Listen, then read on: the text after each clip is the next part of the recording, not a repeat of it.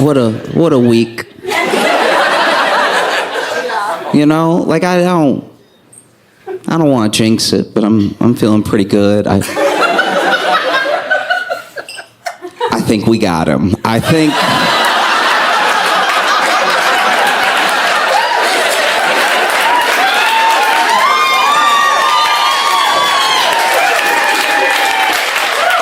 In case you didn't know, Diddy.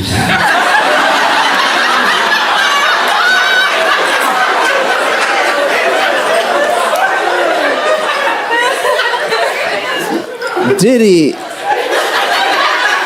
has been arrested and charged with just almost everything.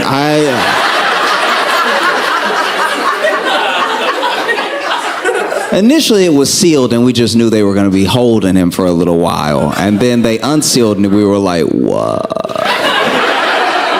Because Diddy is very important for people to understand. Diddy is, when I say a monster, it's just because I don't want to swear. Diddy isn't a monster the way that, like, a person in your life that you know is evil is a monster. Diddy is a monster in the way that I'm pretty sure even the devil is like, ooh. Ooh, somebody coming for my job. And I know that, you know, you're supposed to say allegedly. But he did all of it. He did everything. He did everything that I believe that Diddy did whatever they say he did. And that doesn't just apply to like the cases he has now. I believe Diddy did stuff he hadn't been accused of yet. I believe Diddy caused inflation.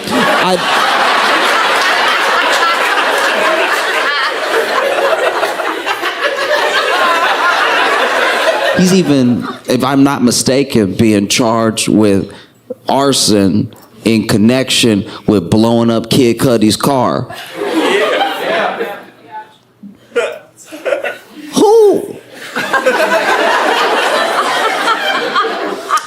Who blows up cars? Let's talk for a sec, because here's the thing. I do understand the intimidation and the general paranoia you build in a person's life when you blow up their car. All right? So I get why people like Diddy and the mob blow up cars. It's very effective. You know, somebody's thinking about testifying and then they're going out and then they go, beep, beep, boosh. And they're like, maybe not. But to blow up a car, really, because he's not blowing up the car himself. Diddy wasn't getting under the car with something with wheels on it in the back and then rubbing wires together and then taping it and then letting the tape fall and be like, and then taping it back. He sent someone else to do that, you know? But they arrested him, and they arrested him. I gotta look at this again to make sure I'm right, but I'm pretty sure the warrant had every name he ever went by in it. Just in case he opened the door and been like, who?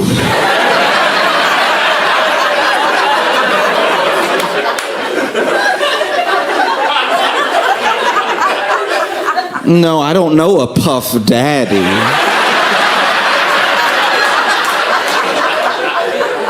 No, there's not a Puff here either. Would you be looking for just a general Diddy? Because he's not in. I go by Brother Love.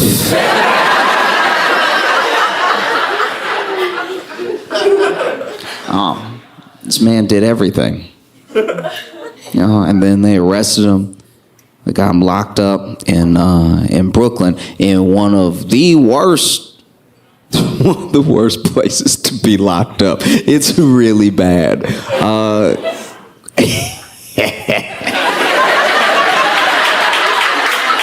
Here's how bad it is. It's so bad that prison alone has had several murders, several And it is so bad condition-wise that 2 federal judges have already said that they will not send anyone else there.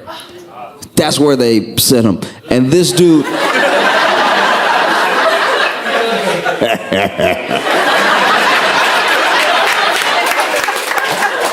That's where they sent him. And this dude wanted to make sure he didn't go to jail so bad. So bad. Properly. Like he put it all up. This dude was willing to pay a $50 million bond. Do you know how much you did it?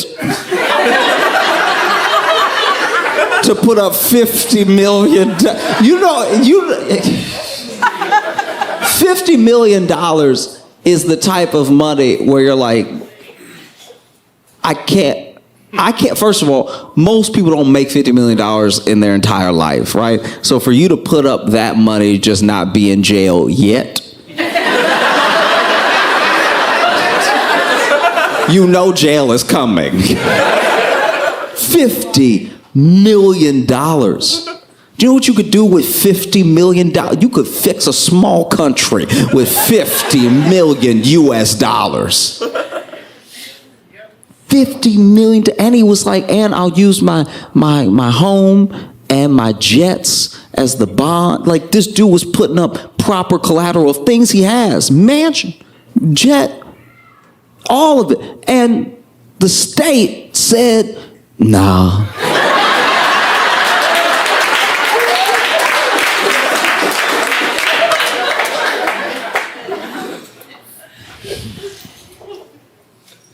Just to fully paint the picture,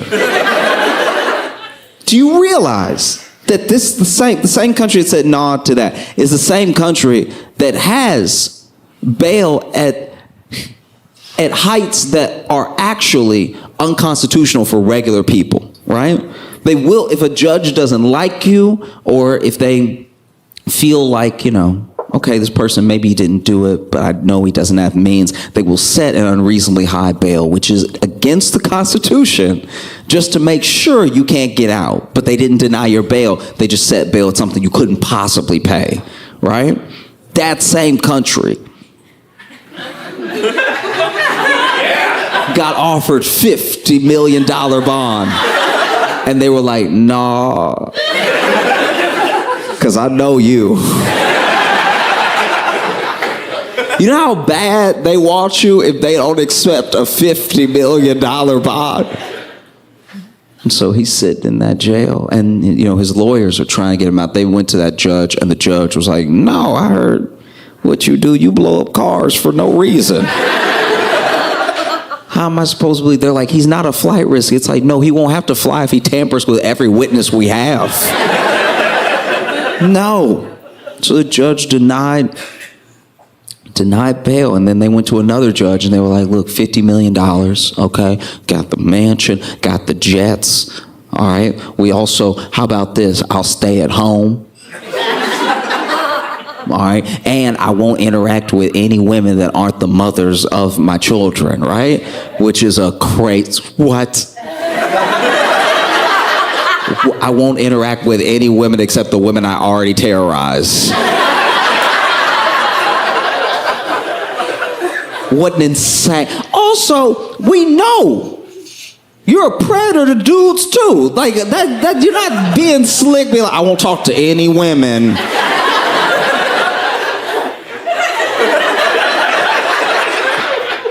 No. This dude is the devil. So they denied it again. And his lawyers were pleading. They were like, please, listen, the prison that he is in it's horrible. It's absolutely disgusting. It's terrible conditions. It's traumatizing. It's in his mental health. You can't be at a place like this, And then the more they described it, the more I was listening. I was like, that just sounds like Diddy's house for everybody else. And raided his house. Found all manner of stuff. They found 1,000 bottles of baby oil.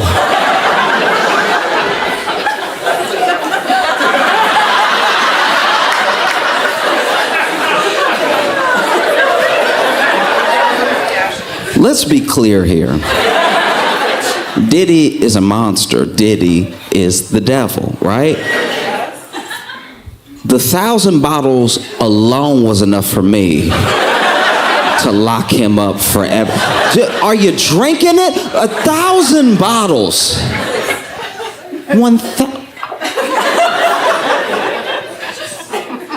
Wooka booka. I went to a friend's house one time, and it was just like a little quick get together. They had made dinner and everything. I went to the bathroom, right? And I had a headache before I got to the party. So then, I told them while I was there, I was like, hey, I've been having this headache for like hours. Do you have like an Advil, something I can take? And they were like, yeah, go to the bathroom in the medicine cabinet, should be the Advil, right?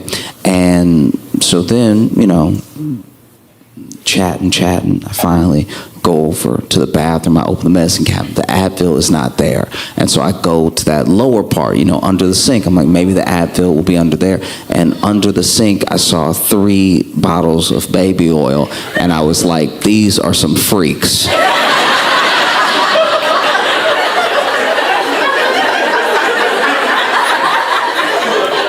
They do not have a child. And they had 3 bottles of baby oil. 1 bottle means you get busy. 3, what are you stocking up for? The fact that Diddy had 1,000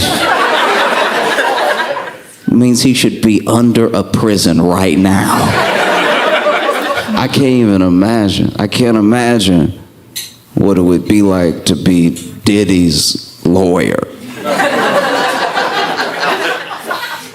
You gotta imagine it's a pretty good job to have.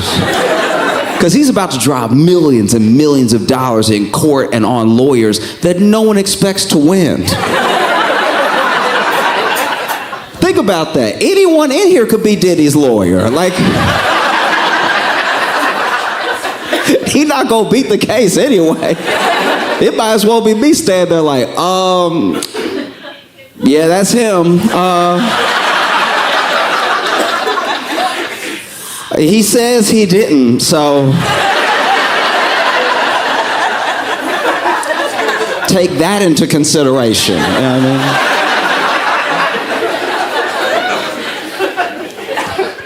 mean? Just filing motions. I don't even know what I'm talking about. Yeah. That is crazy. I mean, what can you do if you're Diddy's lawyer? They have so much. They have so much because Diddy did so much. He did it and he recorded it. He recorded himself doing everything he did and blackmailing people. So then when the people say he's been blackmailed, the feds already have the tape that they're talking about that was being used to blackmail them. So he basically made his own case this entire time. As Diddy's lawyer, all you can do is be like, that one tape is grainy. We don't know. We don't even know if that's him in that one, okay? The other 222, yes, but this one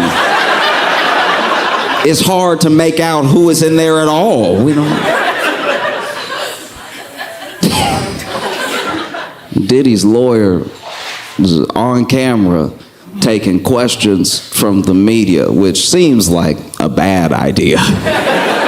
Because unless Diddy has a twin, his lawyer didn't have anything to say that's helpful. Because the lawyer was just talking to some of the press, and there was someone who asked him. They said that they found 1,000 bottles of baby oil when they raided his house, and his lawyer did his best. He put in a valiant effort. This man said, well, I don't know if it was 1,000.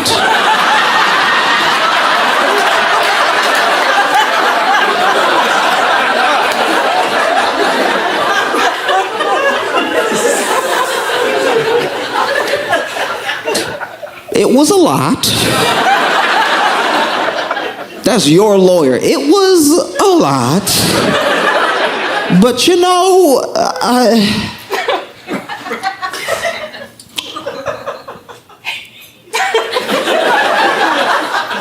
there's a Costco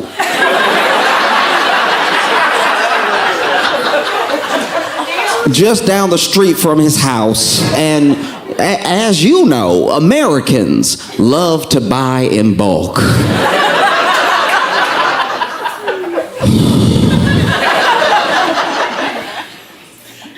The whole time he's talking, you could tell he's trying not to laugh.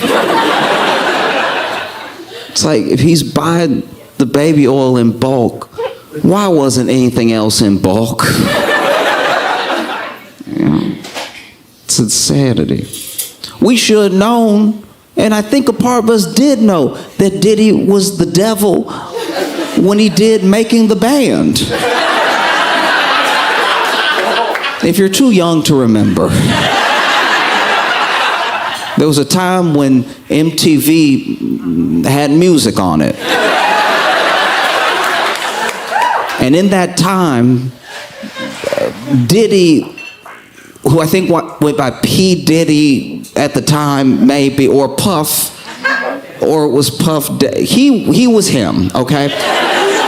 And he did a show where he would try to make a group, right? A hip-hop group or an R&B group or whatever. And throughout the course of that show, he would America's Next Top Model these people, all right? He would put them through absolute hell. There was one time that I think he made them walk, I'm gonna get this wrong, but he made them walk from like Brooklyn to Harlem to go get him a piece of cheesecake. And we watched it and we were like, that seems excessive. I don't know what that has to do with singing.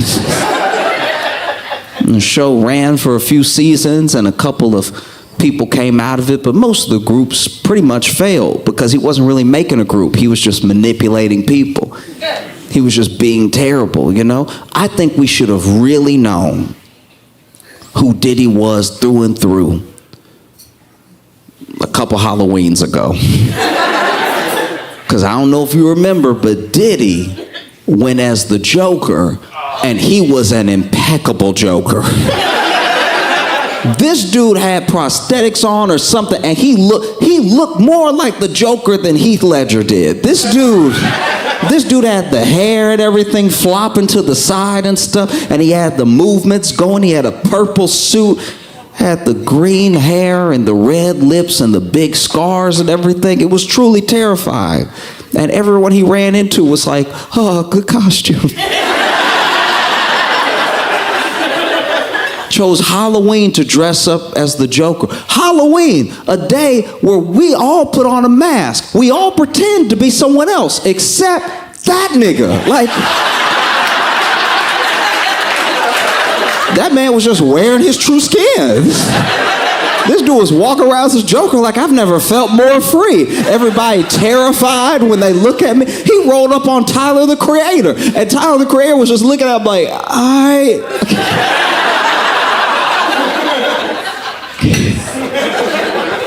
He got into it that night with an actor on the show Power. I believe his name is Michael J. Ferguson. And I don't know what started the altercation, but all I know is people started filming it, right?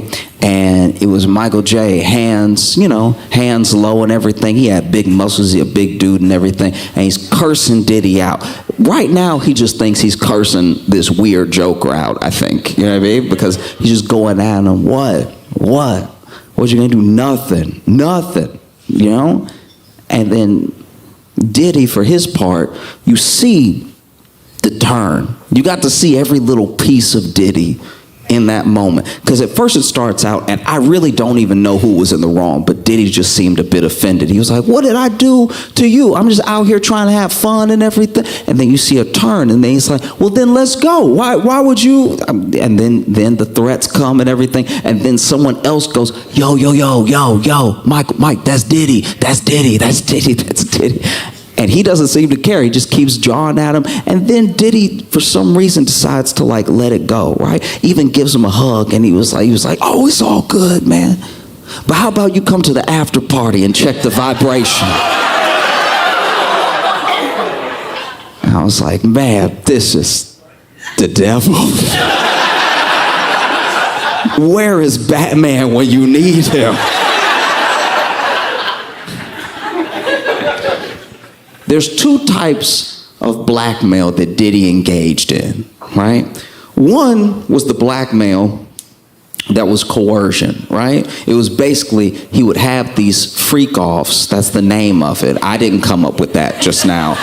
Don't look at me like I'm sick. I saw your faces. I said it because it's the official term. It's in a government document now.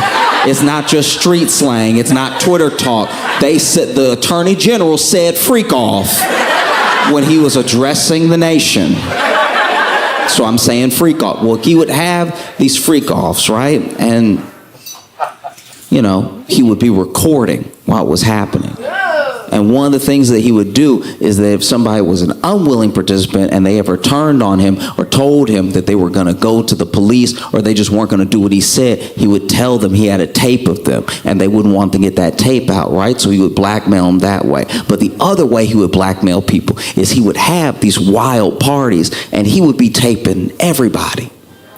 So if you just show up and you do something you're not supposed to be doing, maybe you cheat on your spouse, maybe you do. He's got blackmail on everybody, top to bottom. Two types of blackmail. It's absolutely crazy. So many people want this dude dead.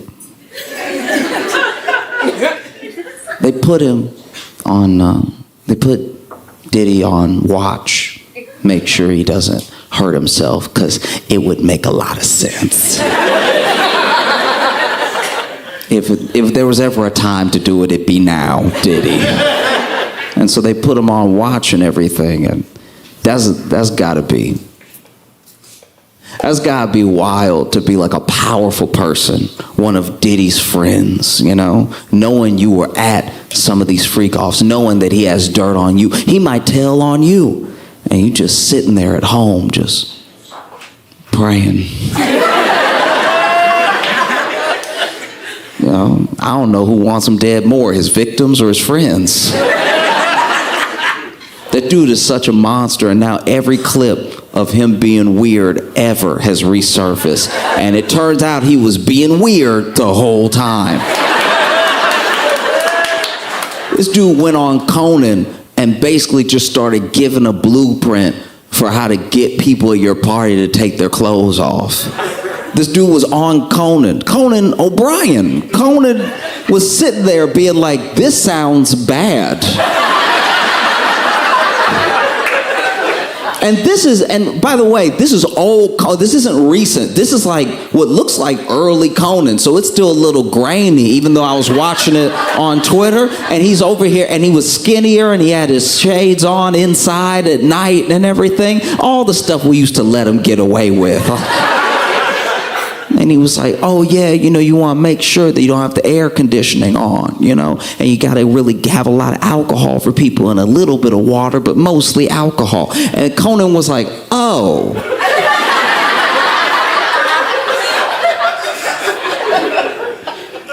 You could see in Conan's eyes, he was fighting to find a commercial. He was Diddy talking like it's nothing. And like, he's like, oh, yeah, okay. Oof. This is one of the wildest things to me about Diddy, right? Is that he made an enemy a long time ago in a man named 50 Cent.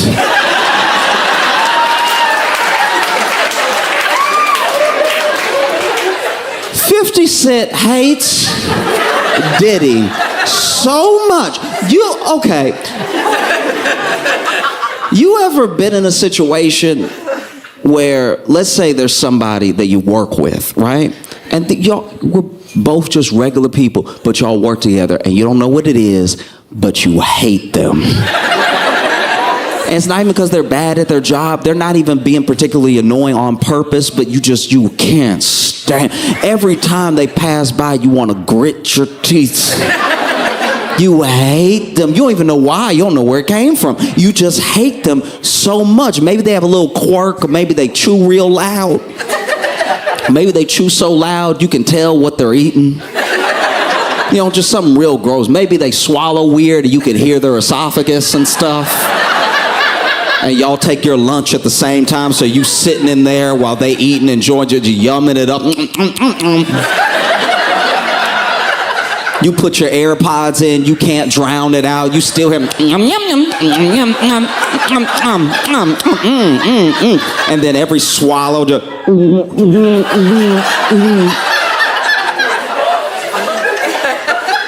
and you're like, that I hate. Ooh. And then things keep happening because y'all work together. Y'all work at the same job, so you have to interact with them. Maybe they're even in a different department, but you have to interact with them from time to time, and you hate it because they always bring up the weirdest conversations. They got a lot of feelings about tube socks. 6 sentences into a conversation, you're like, who is this dude? What? Y'all get each other for Secret Santa.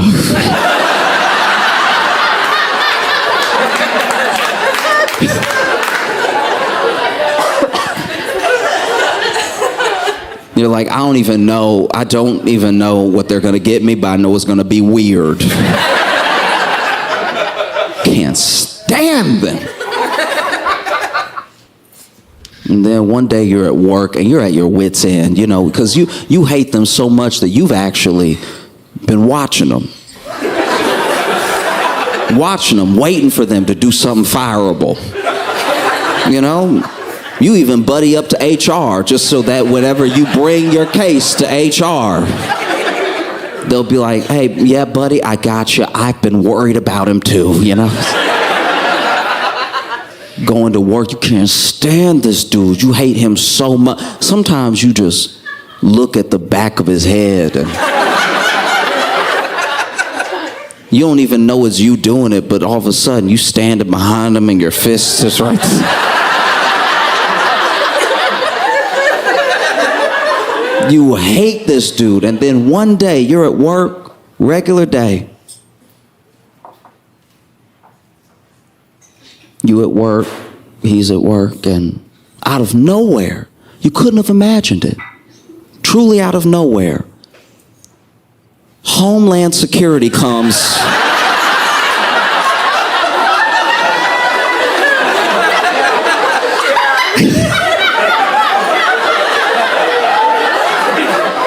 And arrest this dude in his big mink coat or whatever he's wearing.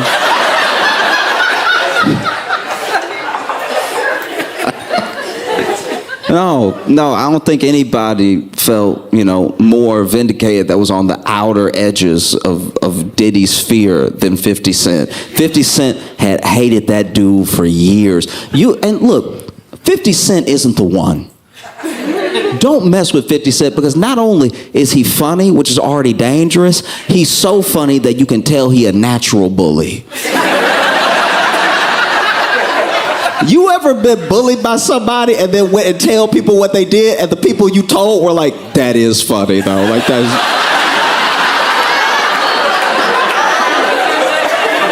I know it's wrong, but that was pretty good, like... Because we're not talking even about bullying in the terms of violence. I'm talking about bullying in like waiting for you to get real excited about something and then tricking you right at... Okay.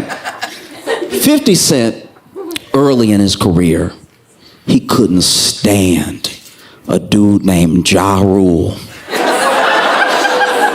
If you don't know who Ja Rule is, then 50 Cent did his job.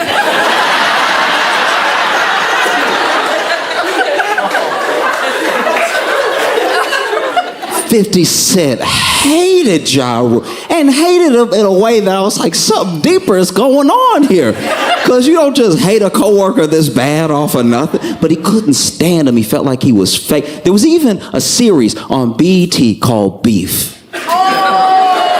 Beef was amazing, because Beef would make these mini documentaries about different beefs that were happening in all of hip-hop, throughout history and currently. And at the time, one of the current ones was 50 Cent and Ja Rule. And they had interviewed both of them, because what they would do with the show that was brilliant was that they wouldn't just like give you this like faceless, voiceover David Attenborough documentary style. Like, they really got interviews from everybody, you know? And so then they interviewed Ja Rule. One point he was on the couch with some of his buddies and they asked him about 50 Cent and he was just, who?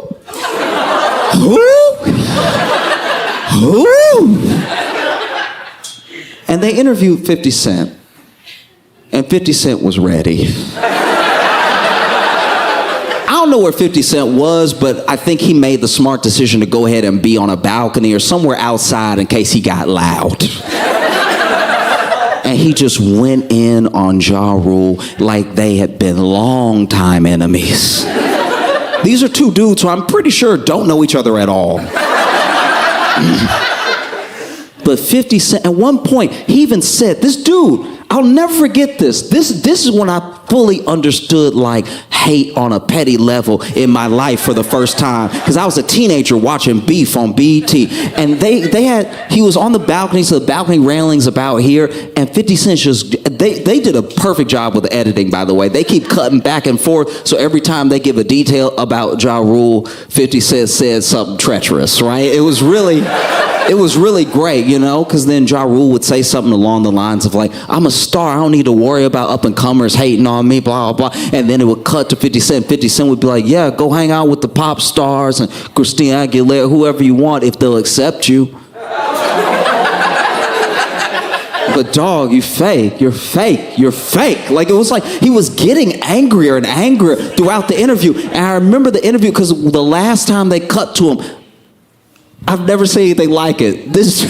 They cut to this dude one last time, and he just went, psh.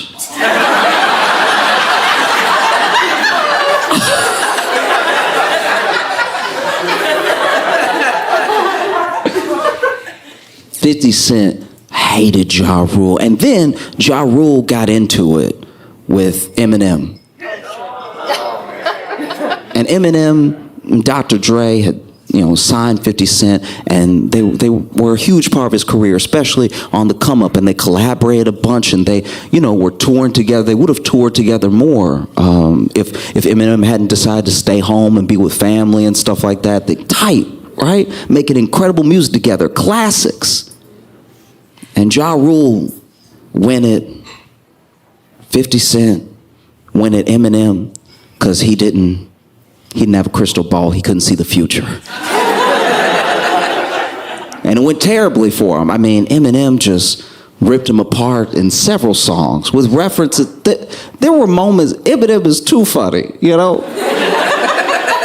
Eminem had a song with him. Haley's in the song, and she's like, is Ja Rule bigger than me? And Eminem said, no, sweetie, y'all are the same size.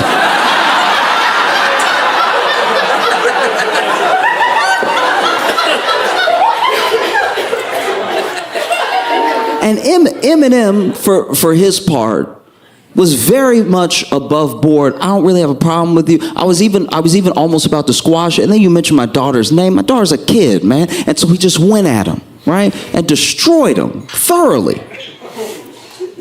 But 50 Cent was on a different level. 50 Cent was like, I don't think that this will ever be over. I don't care what you say. I don't care what you do. I don't care if you apologize to me.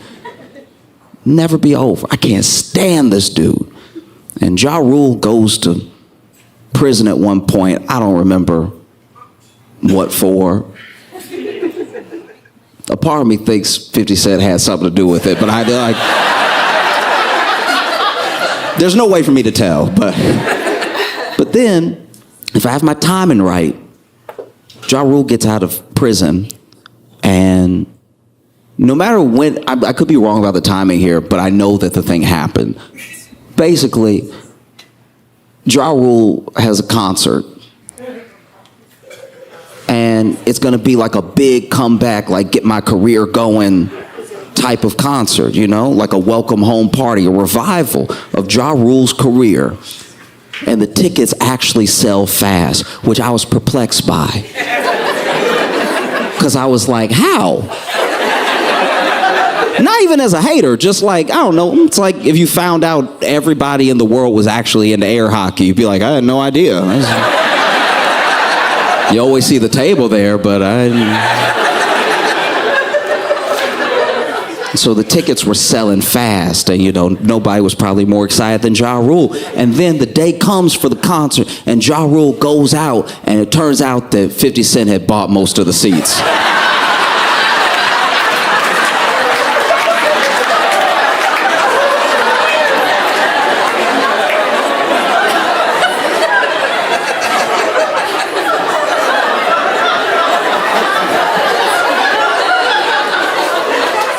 I do my best to put myself in other people's shoes. And I tried to imagine what it would be like if I came out here and y'all weren't here.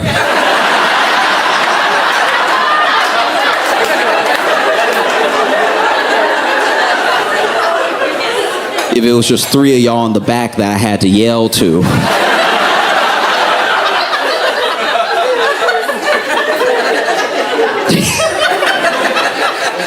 Imagine that, trying to still do the show. Yeah, it's crazy out here. But I said all that to say that 50 Cent and everything that happened is to show you that that's the dude that hated Diddy. Hated him so much, hated him to his core, couldn't stand him. For years he hated him. There was even a moment, okay, I'm sure you saw this, but in case you didn't, it's one of the things that really showed me that he hated him on like a petty level, a professional level, business level, all of it. I'm pretty sure it was Diddy that posted a picture of himself. I don't know where he was. Maybe it was New York, maybe it was not Miami or something, but he was on a bike. And he was just riding his bike, and then 50 Cent commented, he's smiling because there's no seat on that bike.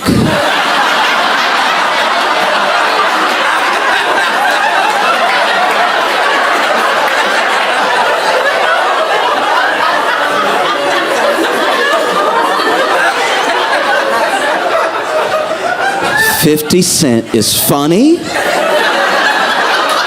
And he's not the one.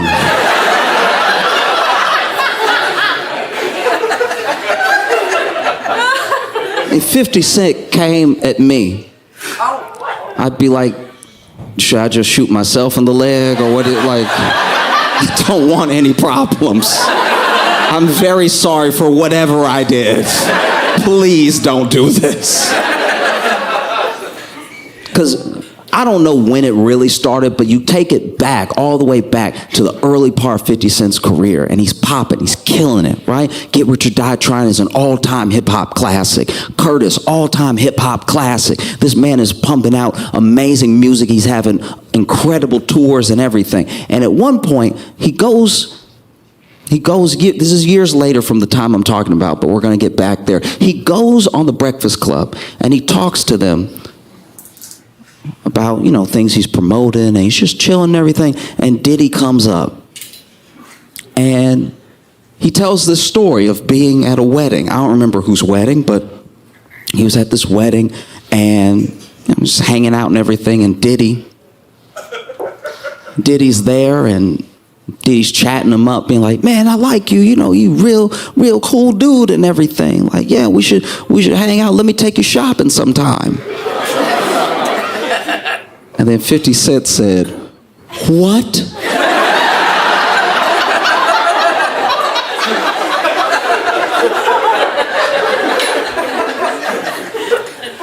And Diddy doesn't see anything wrong, so he repeats it. He's like, no, let me take you shopping sometime. And he was like, man, get away from me. Because Diddy is so hated by 50 Cent that apparently a decade ago, 50 Cent just started gathering information on Diddy. As much as he could find. And he started working on a documentary series on how bad Diddy is. A documentary, he did interviews, he hates this man so much. I've heard of gossip. I've never heard of like, no, okay, we're gonna have the whole crew there by 3, all right? And we'll have a place for you to sit, we'll have some snacks and everything. We'll just chop it up, we'll just chat. Tell me everything that he did, that bastard, right? A documentary series that he's already potentially sold to Netflix. He hates this. I've never hated. So I not only do my best to not be a hateful person, I really try to let things go and not hate anybody. So I don't even know what it's like to hate someone. So I've never hated someone. So imagine hating someone so much you're willing to edit.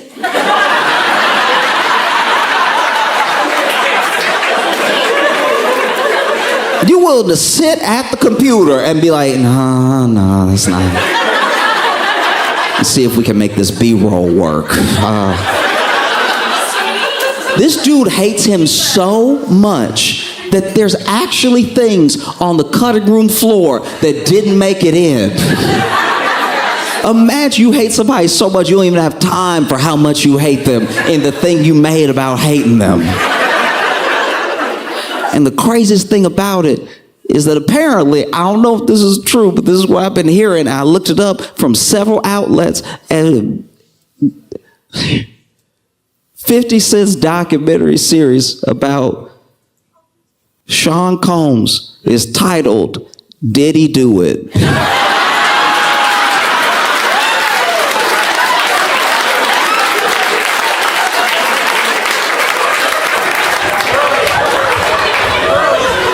This is the worst enemy to have.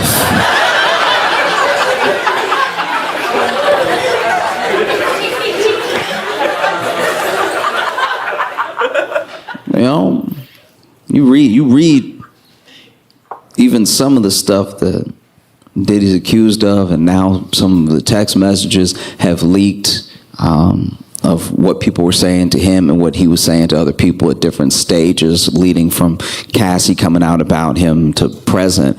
And yeah, this dude is the devil, you know? But it's also, you're gonna need to be patient with me because I'm gonna try to say it right and I'm probably gonna fail, but just hear me out. You can tell that these people texting Diddy, the things that we've seen so far, because the trial hadn't even started yet. So the things haven't even come out that are the things that people are worried about. Because trust me when I tell you, Diddy the Black Epstein, they already put that dude on watch.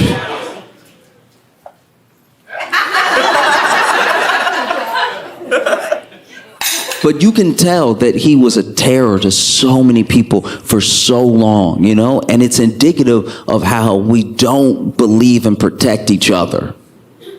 You know, it's really important that we do. Someone like Diddy is a prime example. When someone comes to you and they tell you that something happened, not only do you need to hear them out, you need to listen to what they're saying, but you also need to, with them, try to find a place where they feel comfortable to tell you more. You know, and what can be done about what they're telling you, because sometimes people tell you something, they don't know what else to do, so they tell you and they're like, don't tell anybody, don't do anything, right?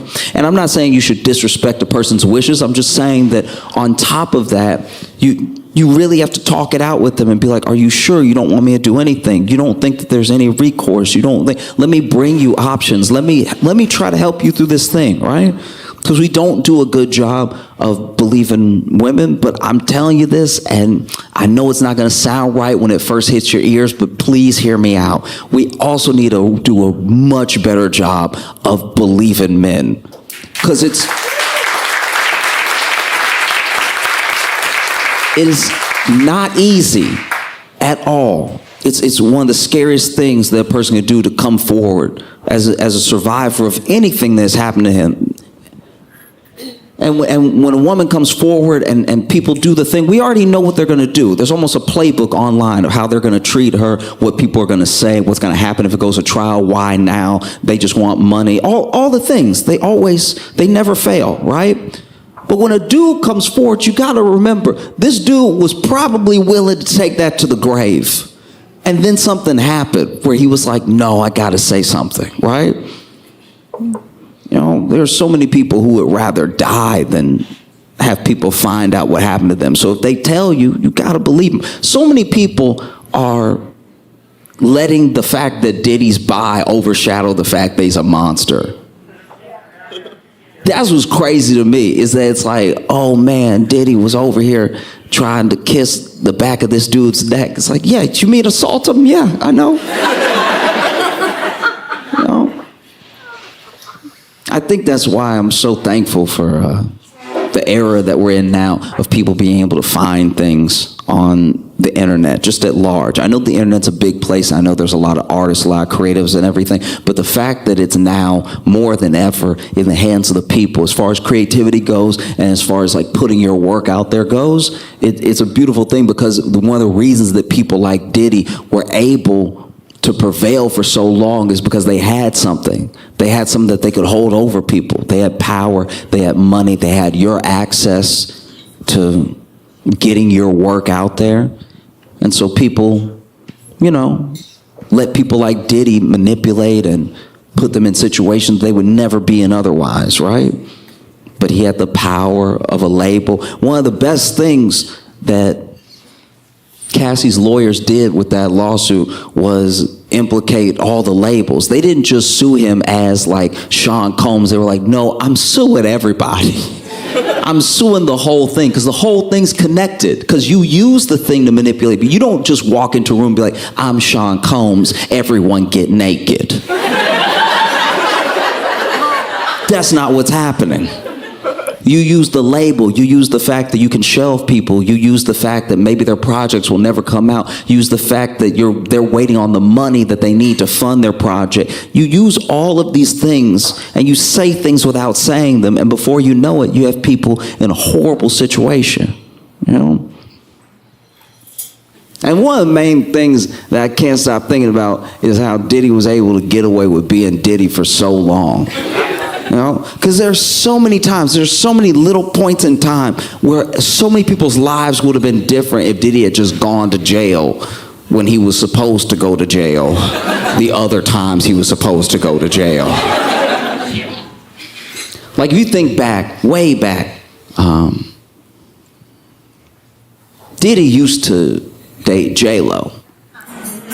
And when Diddy and J-Lo were dating, they were like a hot couple, you know, and they were always in the tabloids and stuff, and everybody was following them around. I remember, I can't remember if it was the VMAs or the BET Awards, but she went to some award show with a dress that had everybody like, God, that's J-Lo, that's crazy. Oh, and she became this it girl and everything, and she was dating Diddy at the time, and they went to a nightclub together. And when they went to this nightclub, you know, I don't really know the circumstance of the fight starting, but somebody got in a fight with Diddy, right? And it's hard to tell when you in a fight at a nightclub. I've been to nightclubs before. I know it don't seem like it, but I've been to nightclubs before, and I've almost had some altercations at nightclubs. Not even because I meant to. I was just in there, just walking, having a good time, and then maybe somebody's yelling at you. Maybe they're trying to get your attention. Maybe they're trying to fight you. It's hard to tell all that stuff from regular dancing at a nightclub. You know? Because when you see people dance at a nightclub, depending on who it is, they look like they're in their own fight. They look like they're in a battle with the rhythm. They look like they're taking swings at the melody. So it's hard to know that they want to fight you. You know? And then people yell at a nightclub, but yelling is how you talk. It's so loud in here. You know? Like, I was in a nightclub one time, I was walking, and I must have like stepped on this guy's shoe or something. I didn't mean to. And he was like, ah, like yelling at me, trying to get my attention. And I just turned around and I was like, hi. And that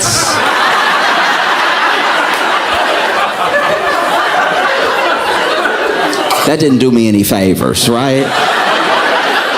Because I really did hear him, but leaning over and being like, ha, that's just offering up my face for the punching.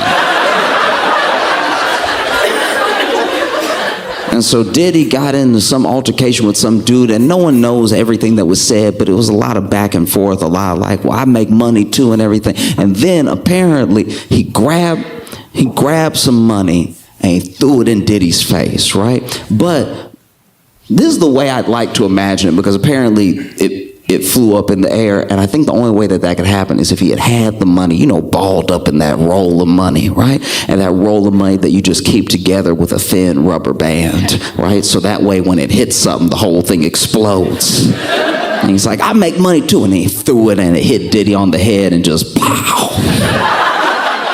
Then it started to rain, right? And so then, gets in this altercation, and then Diddy allegedly pulls a gun out, right? Starts firing off at this dude, okay? And a whole gunfight ensued and everything. And that was one of the wildest nights because, Diddy and J-Lo were not quite I wouldn't say clean cut, because they were still party and hip hop, everything, but they were this it couple. And now this horrible thing had happened and they were at the center of it, right? And there was even a whole trial, and at the trial, J-Lo testified that she only saw Shine pull out a gun. Now, Shine, if you don't remember, was a rapper who was popping at the time. And he went to jail by himself for 10 years.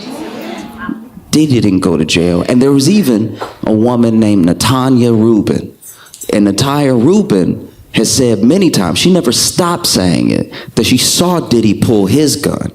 And she knows that Diddy pulled his gun because Diddy shot her in the face. And she survived and everything, but she didn't get any media attention or anything. And then, publications just ran with the fact that J-Lo said Shine did it, and that was enough. Shine was guilty. He was off to jail. But even to this day, Natanya Rubin is like, you need to reopen the case. I'm right here.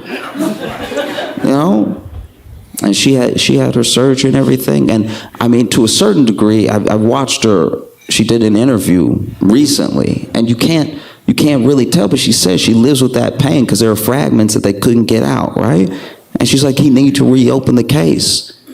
I want justice, And the journalist asked her, would you be willing to give one of the fragments and do the forensic test and everything, because they didn't do one apparently. And she said, yeah, of course, I got 9 fragments, I can spare one. The thing that did Diddy in, really, truly, from his own nature, from his own core, were money, power, and fame, right? And money, power, and fame is a dangerous combination. Messes up a lot of people. Money, because, guys, money. This is what trajectory of money does in the mind. When you have no money and you just imagine having some money, that's even enough money. When you have no money and you're like, man, it'd be nice to eat. That's the money for the meal in front of you is all you need in your mind. It's why people who are desperate, truly desperate, walk up to you and they don't ask for everything that they need. They ask for what they need to get by. They ask for change. They ask for the next thing that they need, because money changes perspective. As the more of it that you get, the more you become not necessarily an insane person, but your ideas, your wants and needs, they start to shift. And they usually, at a certain amount of money, leave Earth. Why do you think all the billionaires are trying to go to space? They're like, I did it all. I did everything here. What's up there? Can I own that? That'd be nice. Money messes with your mind. And then sometimes you think, man, if I had enough money for this thing, I'd be so good, I'd be so benevolent. And maybe you would, but maybe you wouldn't. Maybe having that money and getting attached to it would attach you to it so tight that now I don't really want to have less than this. I don't know anyone working in America that's willing to get paid less. We all have, and some of it's just human nature. We all have a little upward mobility, thinking about what's next, thinking about how we can build up. I'm not saying that's wrong at all. I'm saying at a certain amount of money, you just lose your mind.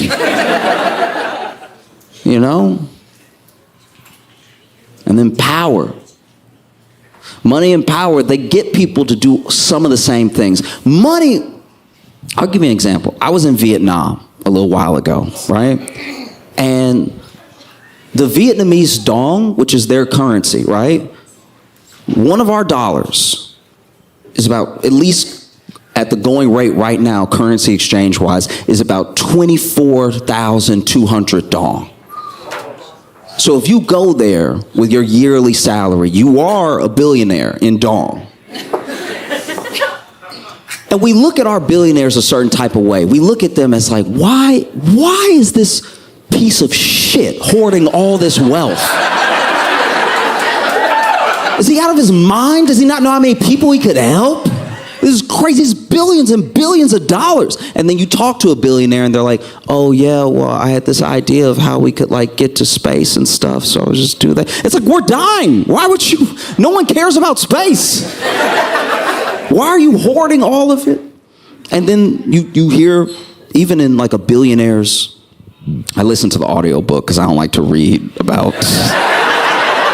I want to know a billionaire's life, but to read it and learn it all slow feels upsetting. I was just like, let me just let someone tell me so I can feel like I'm talking to a friend, like, what? You know what I mean? Like, that's a little bit smoother of a process. But you talk about, like a billionaire, and the way that they think about us is insane. There are even billionaires that they've said it. Different billionaires are different levels of like loose-lipped. And there are billionaires that have properly said to a camera that they knew was recording. If people knew how good my life was, they would bring back the guillotine. That's what he said. And then you hear other billionaires tell it, and they're like, well, if people are too dumb or too lazy or too scared to take the chances to make money, that's on them. The way that they think about us is insane. But then you see an American, a Brit, maybe somebody from Australia, go to Vietnam and be a billionaire, and it is harrowing how many people turn into our billionaires there.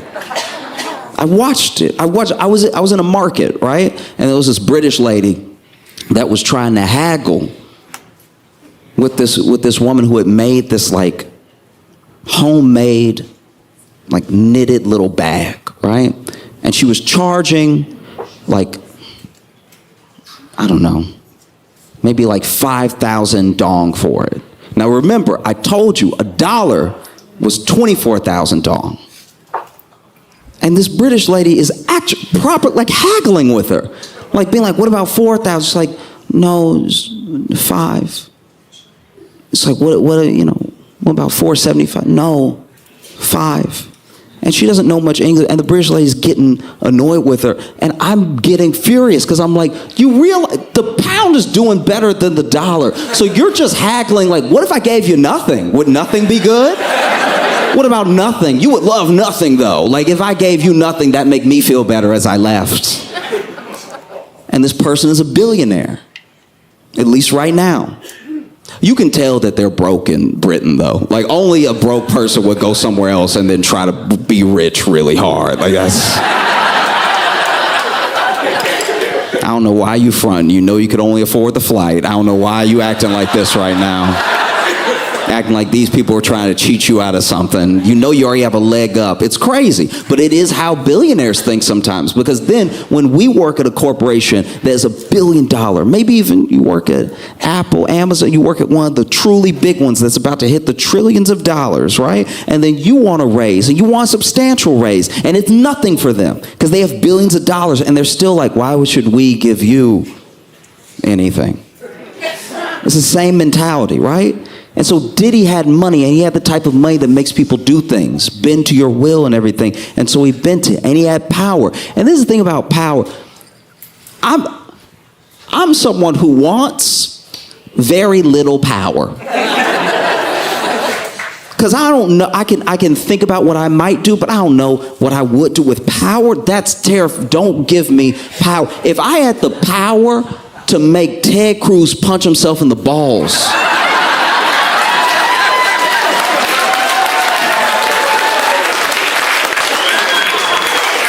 Whether it was like X-Men mind control or if I just had enough money that he would do it. Like, if I could make Ted Cruz punch himself in the balls non-stop, his balls would never rest. I would go overboard with my power. And Diddy had lots of power. He had power, he had influence, and used all of it to garner more and to truly hurt people. He didn't care who he hurt. You can see it when you read the indictment. And he did it for long as well, you know? And then fame is the last thing. Fame, you can't actually control, especially now. There are people that want to be very famous, and they might get there. And then there are people who don't mean to be famous at all. But then someone's just recording, and then a TikTok is made. Like, there are people who become famous overnight, and all they did was trip. That's too random.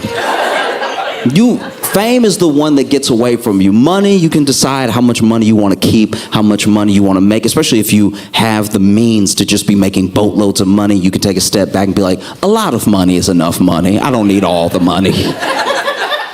Power you wield, and power you can also give away. You can tell someone, I want to bring you in. I want to make you powerful as well, right? Fame, not really. There are plenty of people that the industry has tried to make famous, and we were like, nah.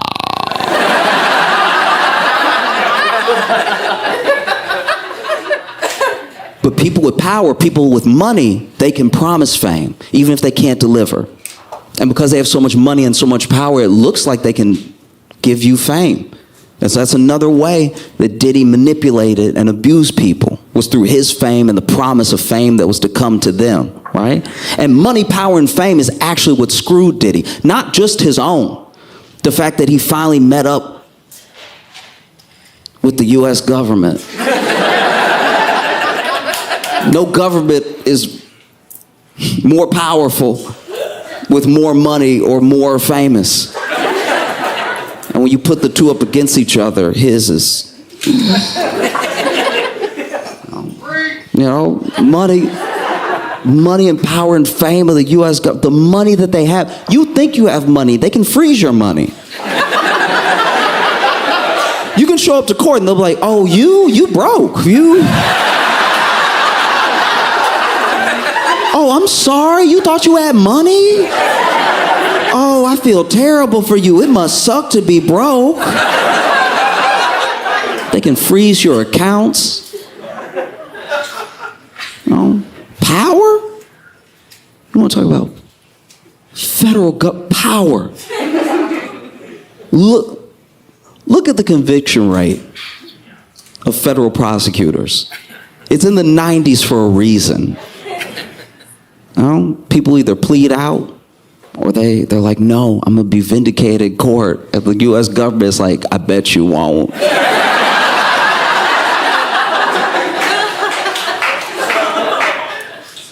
Fame? What government is more famous, especially as far as their judicial system? What government is more famous than the U.S. government? You know? They looking at Diddy right now like, oh, you blew up Kid Cudi's car, that's cute. We killed MLK.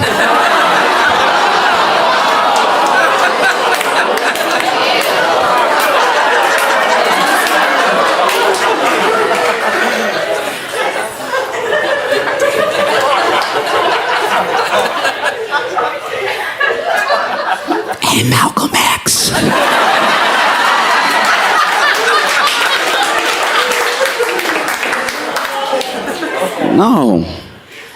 No, you're done, bro. You know, it's over. Because I think about how does a person become that evil? You know what I mean? A lot of it is ego. Ego is a dangerous thing. Ego is like a dish that only feeds you false fruit, right? Like the more that you eat off of your own ego, the more you starve your spirit. Like it's the way to sickness, you know? Like ego is this like still small voice, right? Telling you, The most important thing is I. Like ego stands in like the middle of pride right there. But then when things happen, when consequence comes, ego never shows up. Ego is like a friend. Ego's like a friend that's like, hey, come on, the door's unlocked. Let's get in this house. No, let's just see what's inside. There might be some good stuff in there. It's like, but it's not my house. Come on. Then ego gets you to go in there. And then you're like, there's some shiny stuff. And then you start grabbing stuff. And then before you know it, you see blue and red lights. And you're like, come on, we got to get out. And ego's gone already. Like, I think about how it got here, you know, and how many people Diddy hurt and why he was allowed to get away with it for so long. And I can't help but think that a lot of what he was allowed to get away with is because it happened to black women. You know what I mean? When people say protect black women, they don't mean that black women can't protect themselves. We mean that when you look at the stats and you look at who the powerful people hurt because they know that they can do it, it's the same people.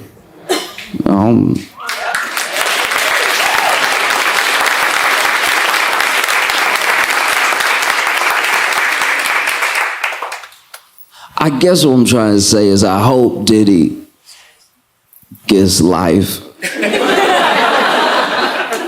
And I hope he lives forever.